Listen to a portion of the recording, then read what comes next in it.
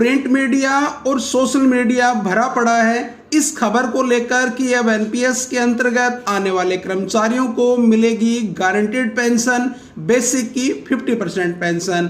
TV Somanathan committee की report का हवाला देकर जो ये न्यूज वायरल की जा रही है उसका सार यही है जैसे अब कर्मचारियों की पेंशन संबंधी समस्याएं इस जीपीएस यानी गारंटेड पेंशन स्कीम से पूरी तरह दूर हो जाने वाली है।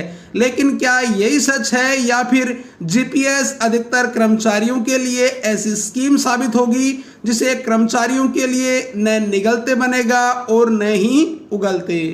केंद्र सरकार ने मार्च 2023 में वित्त सचिव टीवी सोमनाथन की अध्यक्षता में एक कमेटी गठित की जिसका उद्देश्य था एनपीएस को बेहतर बनाना बिना ओपीएस की तरफ लौटे।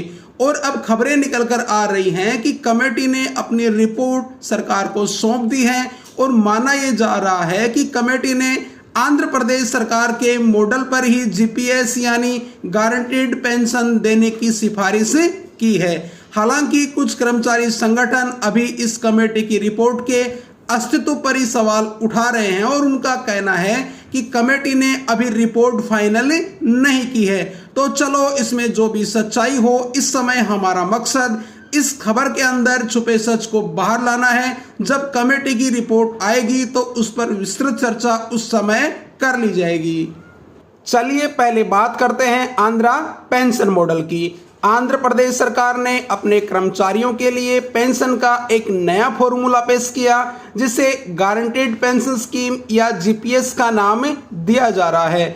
Andhra Pradesh guaranteed pension system एपीजीपीएस अधिनियम 2023 के तहत ऐसे मामलों में जहां एन्युटी कम पड़ती है टॉपअप अंतिम प्राप्त मूल वेतन के 50% के बराबर मासिक पेंशन सुनिश्चित करता है।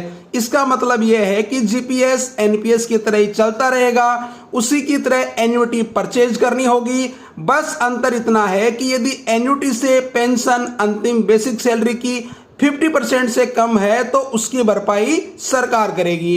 इसके अलावा कर्मचारी के जीवन साथी को गारंटीकृत राशि के 60% के बराबर मासिक पेंशन की गारंटी दी जाती है।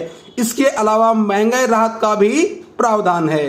अब आते हैं केंद्र सरकार द्वारा गठित कमेटी की रिपोर्ट पर, जिसके बारे में कहा जा रहा है कि इसमें 40 से 50% तक गारंटेड पेंशन के प्रावधान करने की चर्चा है। साथ ही महंगाई राहत का भी प्रावधान इसमें किया गया है।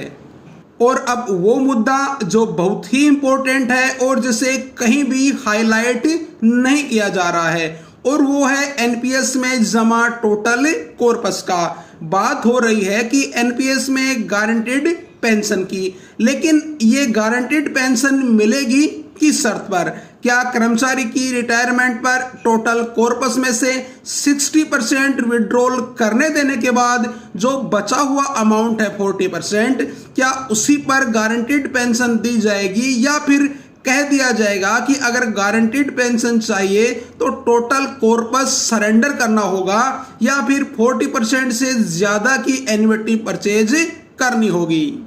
और यही वो पॉइंट है जहां कर्मचारियों के सामने होगा बड़ा संकट, क्योंकि अगर 40% से ज्यादा अमाउंट की एन्युटी का या फिर पूरे 100% कॉर्पस की एन्युटी परचेज का प्रावधान किया गया तो रिटायरमेंट पर कर्मचारियों के हाथ कम अमाउंट आएगा या फिर बिल्कुल भी कोई अमाउंट नहीं आएगा जैसा कि आंध्रा मॉडल में है। और इसका मतलब ये हुआ कि रिटायरमेंट पर कर्मचारी को ओल्ड पेंशन सिस्टम के कर्मचारियों की तरह जीपीएफ का कोई अमाउंट नहीं मिलेगा। जब कोई कर्मचारी 60 साल तक की सेवा के बाद रिटायर होता है तो एक उम्मीद होती है कि एक अच्छा अमाउंट उसे रिटायरमेंट के समय मिलेगा जो कि ओल्ड पेंशन सिस्टम में मिलता भी है। लेकिन जीपीएस में यदि ऐसा नहीं हुआ तो क्या होगा? और यही वो स्थिति होगी जब कर्मचारी सोचने पर मजबूर होंगे कि एनपीएस या फिर जीपीएस।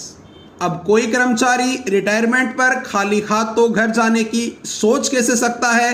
तो दुआ कीजिए कि कमेटी की रिपोर्ट में ऐसा कोई प्रावधान नहीं हो जो कर्मचारियों के सामने ऐसी सिचुएशन ला दे जो ना निगलते बने और ना ही उगलते। तो वेट कीजिए कमेटी की रिपोर्ट के सार्वजनिक होने का। उसके बाद सीपी के कॉर्नर पर एक विस्तृत वीडियो अपलोड होगा जिसमें एनपीएस और जीपीएस दोनों का तुलनात्मक अध्ययन शामिल होगा।